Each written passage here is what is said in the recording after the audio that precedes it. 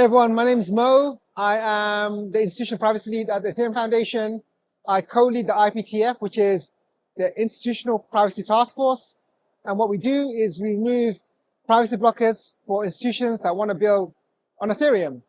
In addition to that, I spend a lot of my time working with enterprises in APAC region. What I end up doing is talking to very large organizations about building on Ethereum or being a part of the network. Today, what we're going to do is we'll be talking a bit about what that looks like, kind of the various different types of things that they care about, the protocols, the layer 2s, and the projects that make all of this possible. And yeah, just kind of go through that journey.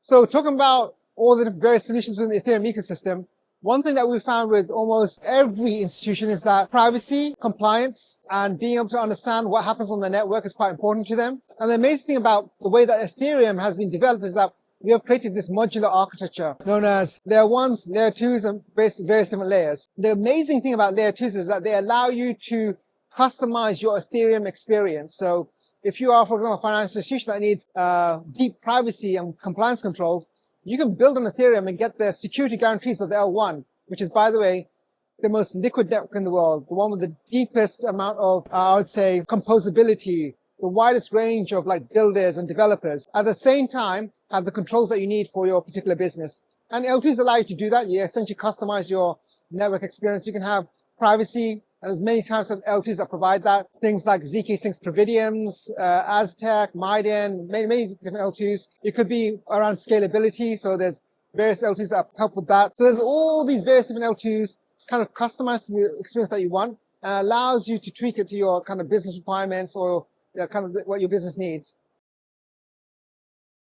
So when we look at how Ethereum has been developing over the years, so Ethereum has been around for 10 years, has had 100% uptime, and it's arguably the only institutional grade blockchain ecosystem. It's secure, it's up, it's advanced enough to handle all the various different types of flows, and it's incredibly neutral. No one owns it, no one can turn it off, which is what you need when you're building something for institutions at a global scale. So in terms of the future, there's a lot of ways to think about this. I think two key areas I would focus on. One is like scalability. So when we think about scalability, increasing throughput, increasing TPS, making sure that everything is cheaper. We often say this at the Ethereum Foundation, it's like we're selling the highest quality block space for the lowest possible price. And the way that we do that is by advancing the underlying protocol.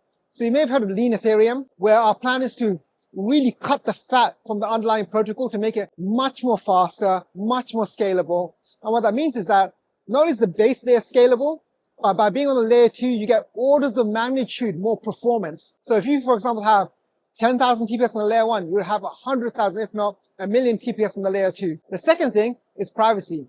So many people don't know this, but the foundation has been focusing on privacy for the longest time. It may even be the only, I would say, blockchain foundation that has a dedicated cryptographic research lab where we've been working on cryptographic primitives for many years. We've been taking this knowledge and applying that to the kind of workloads and case studies that's needed for institutional level adoption. We're talking about billions of users, trillions of dollars on chain. And privacy is an area where what you'll find is that we offer the primitives, we offer the protocols, the ecosystem offers teams to be able to cater to this, I would say, really unprecedented scale.